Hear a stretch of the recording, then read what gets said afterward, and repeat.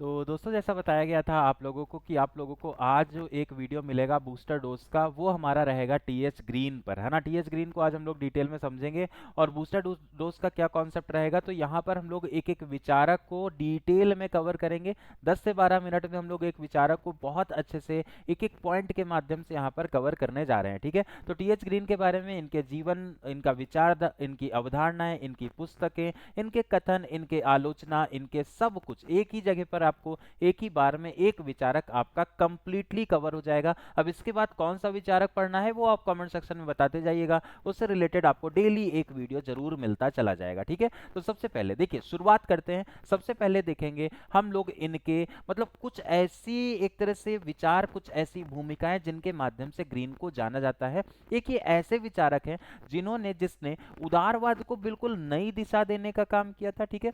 इन्होंने उदारवाद को बिल्कुल नई दिशा दिया। पहला पॉइंट आपको ये याद रखना है, कैसे विचारधारा, उदारवादी विचारधारा। क्लासिकल उदारवाद कम से कम राज्य की बात जहां कर रहा था, वहीं ग्रीन ने कहा कि सच्ची स्वतंत्रता तभी मिलेगी जब राज्य लोगों को अपनी क्षमताओं को विकसित करने, कहीं ना कहीं सकारात्मक उदारवाद की अवधारणा, है ना। तो राज्य को विकसित करने, क्षमताओं को विकसित करने से संबंधित इन्होंने, ग्रीन ने अपने विचार दिए थे, ये आपको ध्यान रखना है।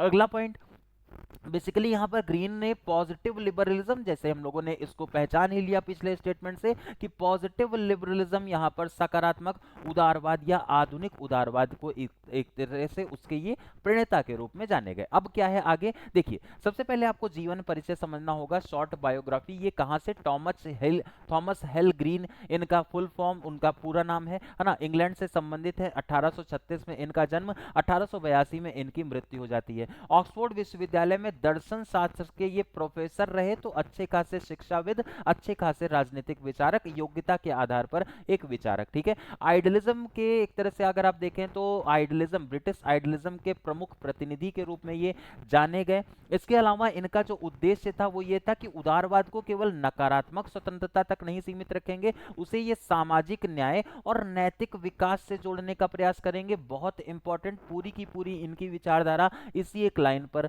सिमट करके रह जाती है, ठीक है। इसके बाद ग्रीन आए तो इन्होंने ये भी कहा कि दार्शनिक इनकी जो पृष्ठभूमि रही उसके आधार पर ग्रीन जर्मन आइडियलिज्म, विशेषकर हीगल से बहुत ज्यादा हीगल से प्रभावित। क्वेश्चन पूछा जाता है ग्रीन के विचार में किसकी एक तरह से प्रभावितता देखने को मिलती है, किसका इन्फ्लुएंस देखने को मिलता है, याद रखना होता है हमारा आंसर हीगल होना चाहिए, ठीक है।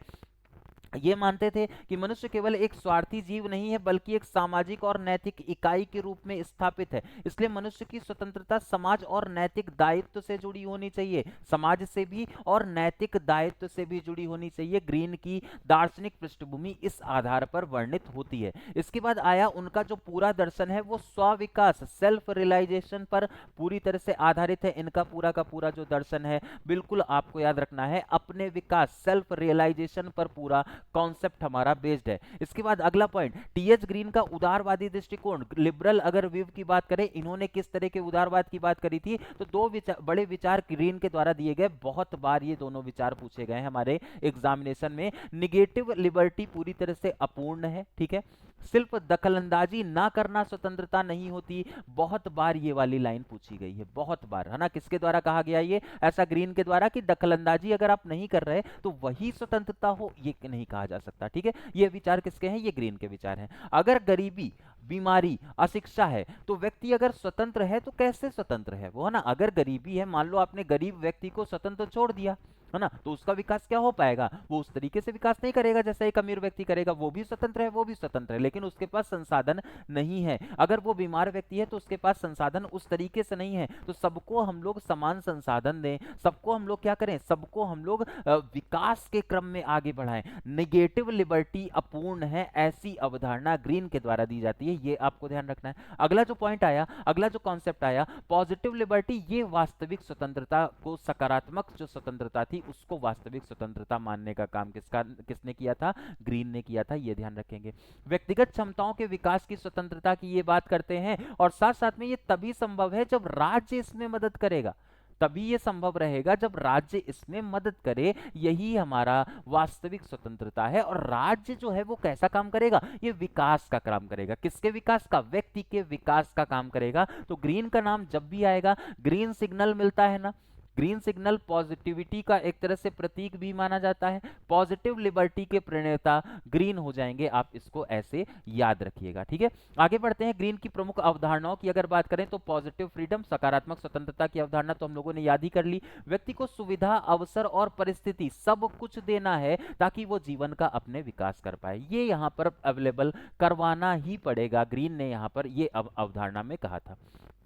किसी चीज से मुक्ति नहीं बल्कि कुछ करने की क्षमता है, किसी भी चीज से मुक्ति नहीं बल्कि कुछ भी करने की क्षमता, यहाँ पर एक तरह से प्रेषित करने का काम, ग्रीन की प्रमुख अवधारणा ऐसी रहती है। ये स्वतंत्रता किसी चीज से मुक्ति नहीं है बल्कि कुछ करने की क्षमता के रूप में जानी जाएगी, ये आपको ध्यान रखना है। इसके अलावा कॉमन गुड, सार्वजनिक हित, भाई बहुत इंपॉर्टेंट है ना, कॉमन गुड की जो अवधारणा है बहुत बार पूछा गया, किसके द्वारा दी गई, सार्वजनिक हित की बात भी ग्रीन ने। समाज का भला व्यक्ति के भले से अलग नहीं है, अगर व्यक्ति का भला होगा तो समाज का ऑटोमेटिक भला होता चला जाएगा, ये विचारधारा थी इनकी। व्यक्ति तभी विकास करता है जब समाज अनुकूल रहेगा, समाज अगर अनुकूल ही नहीं तो व्यक्ति विकास कैसे करेगा ना, समाज का विकास व्यक्ति के विकास से ही जुड़ा हुआ है, कॉमन गुड की अवधारणा इनके द्वारा दी जाती है। अगर स्टेट एज ए इनेबलर, ये सहायक शक्ति, राज्य क्या है, एक सहायक शक्ति के रूप में है, राज्य शत्रु नहीं है बल्कि मदद करने वाला है, राज्य का कार्य शिक्षा प्रदान करना, राज्य का कार्य स्वास्थ्य अच्छा ठीक करना है ना, श्रम सुरक्षा भी प्रदान करना, सामाजिक सुधार भी लाना, और ताकि लोग अपनी क्षमताओं को विकसित कर सकें, इस तरह की अवधारणा ग्रीन की रहती है, ये आपको याद रखना है। ठीक है, अब देखिए नैतिक विकास की क्या ये बात करते हैं, हाँ ये नैतिक विकास की भी बात करते हैं। उसमें क्या करते हैं, स्वतंत्रता केवल अधिकार नहीं ये जिम्मेदारी है, नैतिकता पर इनका ये विचार। ठीक है, व्यक्ति को अपने नैतिक कर्तव्य के प्रति सजग होना चाहिए, ये भी यहाँ पर विचार है, व्यक्ति को कैसे अपने नैतिक कर्तव्य के प्रति पूरी तरह से सजग रहना है, बिल्कुल पूरी तरह से सजग। सोशल वेलफेयर, सामाजिक अगर कल्याण की बात करें उसमें उदारवाद की अवधारणा इन्होंने व्यक्त की, उसमें सोशल वेलफेयर स्टेट के पिता, आधुनिक जो सोशल वेलफेयर स्टेट कल्याणकारी राज्य की अवधारणा उसके पिता माने गए, मॉडर्न वेलफेयर स्टेट के जनक के रूप में इन्हें जाना जाता है, पिता के रूप में इन्हें जाना जाता है, ये वाला भी पूछा गया है। ठीक है, ये वाला भी पूछा गया है, ग्रीन का नाम आपको इससे भी जोड़ना होगा। अगला जो पॉइंट आता है इनकी पुस्तकें, भाई बहुत बार क्वेश्चन यहां से भी आए हैं, हम इंपॉर्टेंट वाले सारे पॉइंट लेकर के आए एक ही जगह, ग्रीन को आप बिल्कुल अच्छे से समझिए, ये पूरा जो बूस्टर डोज रहेगा उसमें एक विचारक पूरा जड़ से बिल्कुल तने तक एकदम खत्म, कुछ भी नहीं पढ़ना होगा, ये बूस्टर डोज ऐसे आपके रहने वाले हैं। ठीक है, गरीब जो है वो बहुत कम पुस्तकें लिखे, लेकिन उन्हें व्याख्यान और लेख बहुत ज्यादा, ग्रीन ने बहुत ज्यादा पुस्तकें तो नहीं लिखी थी है ना, व्याख्यान इन्होंने ज्यादा लिखे। Lectures of the principle of the political obligation इनका एक प्रमुख है ना, प्रोलेगमा, भाई बहुत बार पूछा गया है, प्रोलोगमेना टू एथिक्स बहुत बार पूछा गया है ना, लिबरल लेजिस्लेशन और जो एक तरह से फ्रीडम ऑफ कॉन्ट्रैक्ट है उसको इन्होंने चुनौती, पहली जो दो पुस्तकें थी उन्होंने राजनीतिक और नैतिक दर्शन का आधार इन्हीं को बनाया था, ये आपको याद रखना है, बहुत बार पूछी भी जाती है ना, बहुत बार रिपीट हुई हैं इनकी किताबें। ठीक है, आगे बढ़ते हैं। ग्रीन के अनुसार राज्य की भूमिका क्या होनी चाहिए, रोल ऑफ स्टेट क्या होना चाहिए, तो नकारात्मक शक्ति के बजाय ये एक नैतिक शक्ति माना, मतलब राज्य को यहाँ पर क्या करना है, राज्य को विकास के क्रम में भागीदार बनना है, विकास के मौके व्यक्ति के लिए अवेलेबल कराने हैं, राज्य को लोगों को शिक्षित करना है, राज्य को लोगों को सामाजिक बुराइयां राज्य से हटानी है, राज्य की जिम्मेदारी है, गरीबों की सहायता करनी है, शोषण को रोकने का काम भी राज्य का होना चाहिए, अवसरों की समता देने की बात भी होनी चाहिए, पॉजिटिव स्टेट की अवधारणा, आधुनिक वेलफेयर की नींव इन्हीं के द्वारा दी जाती है, ये आपको याद रखना है। ग्रीन एकदम पॉजिटिव सारी चीजें दिख रही है ना, अभी तक सब कुछ पॉजिटिव है, लेकिन जब आलोचना आएंगी तब आपको समझ में आ जाएगा, और लास्ट में एक समरी भी क्रिएट करेंगे, एकदम लास्ट तक देखते चले जाइए बस। देखिए इसके बाद अगर स्वतंत्रता की अवधारणा की बात करें तो ग्रीन ने स्वतंत्रता को दो हिस्सों में बांटा, पहली चीज है ना, पहला आता है एक बाहरी स्वतंत्रता, एक्सटर्नल फ्रीडम, इसमें दूसरों का हस्तक्षेप से पूरी तरह से मुक्ति रहती है, बाहरी जो स्वतंत्रता है ना। इंटरनल फ्रीडम की बात आती है तो अपनी क्षमताओं का विकास होगा, ये असली स्वतंत्रता है जहां पर क्षमता का विकास हो रहा है। उनका मानना था कि मनुष्य तब तक स्वतंत्र है जब तक अपनी श्रेष्ठतम क्षमता को विकसित कर सके, श्रेष्ठतम क्षमता अगर विकसित हो गई, विकसित करने तक वो पूरी तरह से स्वतंत्र है, बहुत इंपॉर्टेंट है। बिल्कुल हमने बड़ा सा इंपॉर्टेंट लिख दिया, और बड़े से इंपॉर्टेंट का मतलब बहुत बार पूछा गया ये वाला स्टेटमेंट याद रखेंगे। कथन से बहुत सारे क्वेश्चन आते हैं और बहुत बार ये परेशान करते हैं, उम्मीद है ये वाला आपको याद रहेगा। ठीक है, आगे बढ़ते हैं। अब देखिए आलोचनाएं अगर देखें ग्रीन के बारे में क्या आलोचना हो सकती है, तो कुछ प्रमुख आलोचनाएं इनकी हैं, जैसे कि राज्य पर अत्यधिक भरोसा कर दिया, है ना, और राज्य के दखल का खतरा अगर बढ़ गया, राज्य निरंकुश हो गया तो क्या होगा, है ना, राज्य पर आपने बहुत ज्यादा भरोसा दिखा दिया, राज्य निरंकुश भी हो सकता है, तो वहां पर थोड़ा सा निगेटिविटी, उसकी वजह से आलोचना।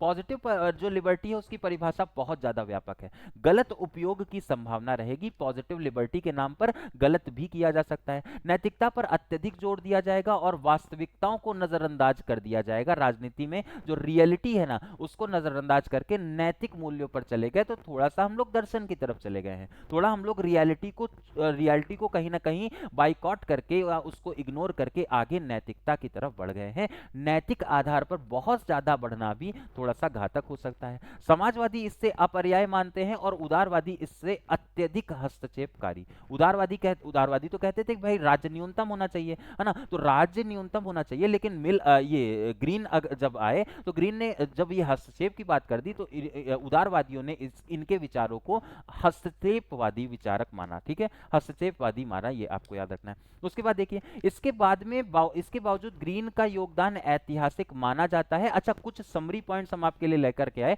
महत्व देख लीजिए। उदारवाद को सिर्फ व्यक्तिगत स्वतंत्रता से हटा करके सामाजिक न्याय व नैतिकता से जोड़ने का इन्होंने काम किया था। आधुनिक वेलफेयर स्टेट समान अवसर यहां पर विकसित करने की बात हुई। सभी ग्रीन के विचारों की छाप है, और ग्रीन के कारण ही उदारवाद दो भागों में बट जाता है, क्लासिकल और मॉडर्न, है ना, दो प्रकार के उदारवाद होते हैं, वो ग्रीन ही उसके बहुत बड़े प्रणेता थे। ठीक है, अब देखिए एक बार में रिवीजन कर लेते हैं, उसके बाद में एंड करेंगे। तो ग्रीन जो है वो फादर माने गए पॉजिटिव लिबरलिज्म के। रियल फ्रीडम की ये बात करते थे, वन सेल्फ को, खुद को यहाँ पर डेवलप करने ही वास्तविक स्वतंत्रता है। स्टेट जो है वो इनेबलर और हेल्पर की भूमिका में रहेगा, हमेशा वो क्या करेगा, हमेशा वो इनेबल करेगा, वहां पर आपको थोड़ा सा मोटिवेट, वहां पर वो आपको क्या करेगा, इनेबल करना। अच्छा, सोसाइटी प्लस मॉरलिटी इसेंशियल है, ऐसी अनिवार्यता भी इनके द्वारा दी जाती है, और वेलफेयर स्टेट की नींव भी इनके द्वारा रखी गई। अंतिम कुछ पॉइंट्स में कॉमन गुड की अवधारणा इन्हीं के द्वारा। ठीक है, प्रमुख पुस्तक की अगर देखें तो पॉलिटिकल ऑब्लिगेशन और प्रोलेगमा टू एथिक्स, है ना। उसके बाद में आलोचना, राज्य पर अत्यधिक जो निर्भरता हो गई वही इनकी आलोचना का कारण भी बन गया। ये कंप्लीट हम लोगों ने ग्रीन को यहाँ पर समझ लिया। 10 से 15 मिनट में आप लोगों ने एक टॉपिक बहुत अच्छे से कवर कर लिया। अगला कौन सा टॉपिक होगा कमेंट सेक्शन में बता दीजिएगा, और इसी तरह के टॉपिक के लिए हमारे साथ जुड़े रहिए। चैनल को ज्यादा से ज्यादा वीडियो को शेयर करते रहिए, सब्सक्राइब कर लीजिए, और वीडियो को लाइक भी जरूर करना ना भूलिएगा। और इसी तरह के इंपॉर्टेंट वीडियो आपको डेली मिलते रहेंगे। एक वीडियो एक विचारक का आपका आएगा, और आपको वो बूस्टर देने का काम करेगा, वो आपको एग्जाम ओरिएंटेड पॉइंट देने का काम करेगा। कैसी लगी इंफॉर्मेशन कमेंट सेक्शन में तुरंत बता दीजिएगा। नमस्कार।